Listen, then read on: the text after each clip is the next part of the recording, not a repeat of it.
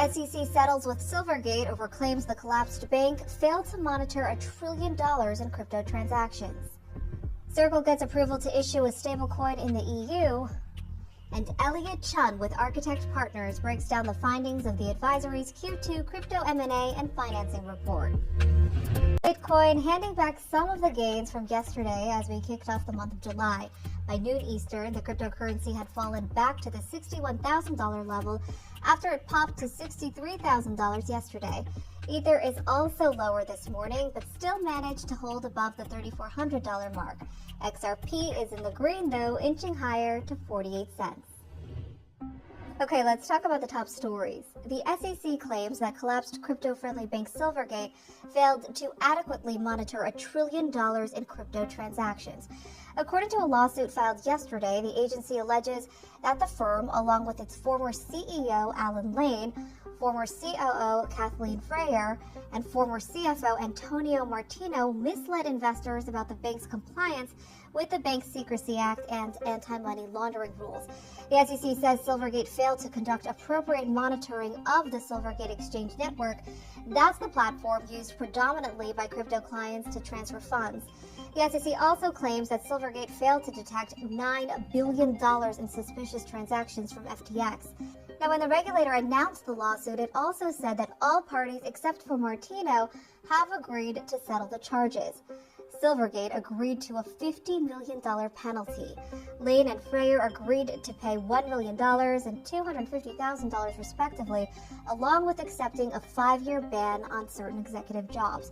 Neither Silvergate nor the executives admit or deny the allegations, and a court still has to approve the settlement. Next, Circle says it got the green light to issue a stablecoin in the EU. The crypto firm said yesterday that it's been granted an e-money license from France, which makes the firm compliant with stablecoin provisions under European Union crypto laws. The company says the license makes Circle the first global stablecoin issuer to achieve markets in crypto assets, or MiCA, compliance. MiCA, which the EU passed last year, is the world's first comprehensive law specifically governing how crypto companies should operate.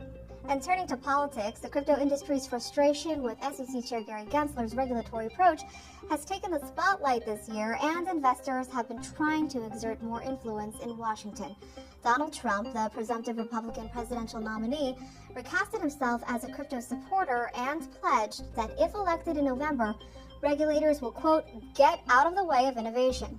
That's according to a person who was in the room when Trump spoke at a Republican political fundraiser at the mansion of venture capitalist David Sachs in San Francisco. As CNBC.com reported yesterday, the perception that Biden is anti-crypto and Trump is pro-crypto has some Biden allies concerned enough to take their case directly to senior White House officials. You can check out that full story over at CNBC.com. Now, this morning, Galaxy CEO Michael Novogratz joined Squawk Box, where he talked politics. He has been a backer of President Biden in the past and said he has donated money to both Democrats and Republicans this term. Novogratz stressed that crypto needs to be bipartisan.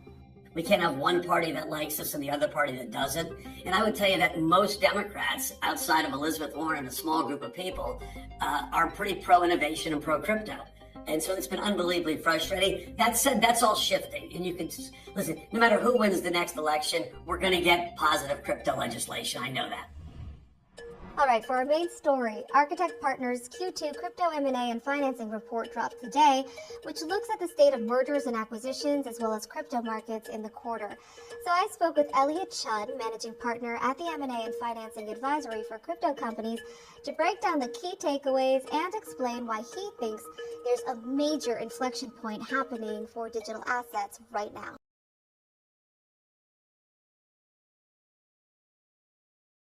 Today, Architect Partners released its latest quarterly report on crypto M&A and financing, and I want to break down your findings. In the report, you outline some reasons why we're now beginning a, quote, major growth phase for the crypto industry. Those include that private financings are recovering and that green lights are flashing for crypto mergers and acquisitions. We spoke about the rapidly increasing pace of crypto M&A activity when you were on the show last month, but I want to start off by focusing on this section of your report because it notes that announced transaction value in the second quarter exceeds the combined value from the past 8 quarters at $2.7 billion, a crypto sector record high. What do you attribute this record high to, and do you expect this momentum to continue into Q3 and the rest of 2024? Yeah, we attribute it to a rapidly improving environment, right? We have a lot of confidence and momentum are coming back to crypto, and there's a few reasons for that. First, we actually call out the first half of 2024 being a major positive inflection point for the crypto industry. You got to zoom out a little bit. We constantly are trying to assess where we are as an industry, and we compared that to the internet in a previous report that we released this year. It's worth noting that we updated the numbers. This is the first time crypto as an industry is outperforming the internet from a value creation perspective. And that's a really big mental hurdle that we are starting to be able to show real data behind. And we're actually recovering faster than the internet did from our respective boom and bust cycles. So to put some numbers behind that, year to date, we added, as an industry, crypto, $750 billion in value created. That's equity plus token market value. Breaking that down, $700 billion about came from token market value appreciation, $400 billion from Bitcoin, $125 from Ethereum, 90 plus billion when you combine BNB, Solana, Tether, and even the Telegram token. That's even coming off of our mid-May highs. So a lot of strength from token market cap. We also had 15 billion in net new capital inflows from the Bitcoin ETFs, 11 billion from crypto public company market value increase, and then finally 6 billion in private capital invested. So really strong numbers across the board, or strong signals, green lights flashing. And to mention the M&A side, when you look at that positivity in the market sentiment changing and some of the hurdles that we've had, particularly from a regulatory and political framework, it's no surprise that you're going to have an increase in M&A activity. And it's been red hot these last 3 to 4 weeks. Your Q2 report also notes that total crypto and blockchain funding topped $103 billion and that investors are active. The report says that seed and early stage financing make up the majority of both transaction count and capital committed, but that growth stage financing remains muted. Is that a concern to you, and why do you think that is?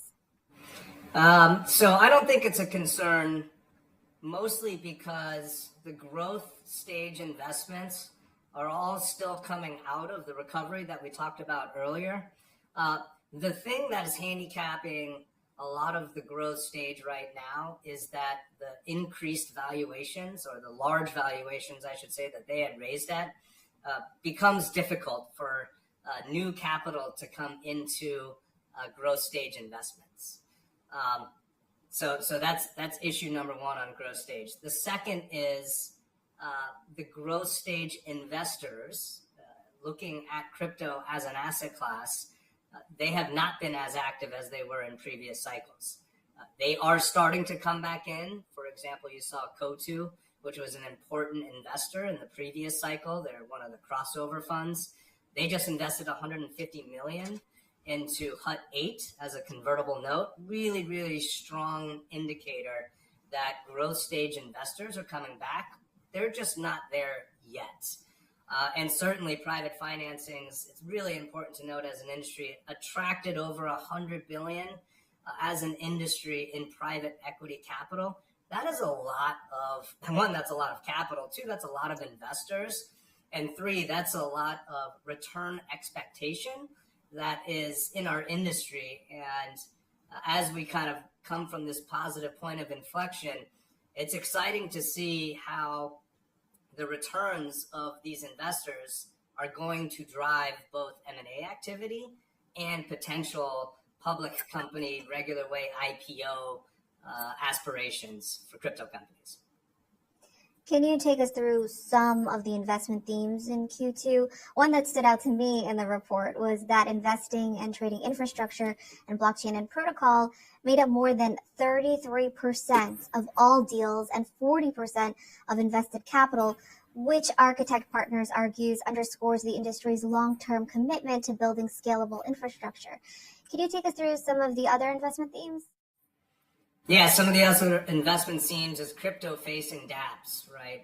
One important factor that our industry still needs to solve for is adoption, and adoption through ease of use. It's no surprise that we are still building our ability to engage with the 85% of people in this world that aren't currently involved with crypto and digital assets. That starts right up front at how easy is this to be able to work with and to be able to use.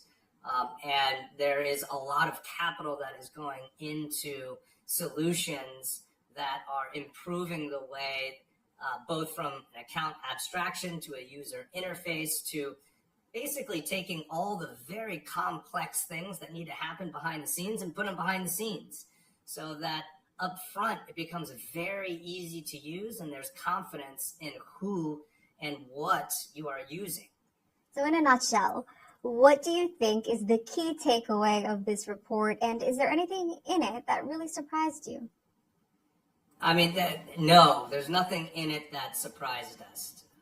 This is a moment that we, I think, as an industry have been waiting for. We're going to look back and say, first half of 2024 is when we really transitioned from a recovery mode into a growth mode. That's the biggest takeaway, and we're seeing that because the market participants are very different now. The types of companies and the people in them, all of us are executing at a much higher standard than we were 2 years ago. You have things like professionalism, risk management, ethical behavior, doing it right. Those are table stakes now, and the operators that are building these companies all have that as their foundational principles. Okay, that's all for Crypto World today.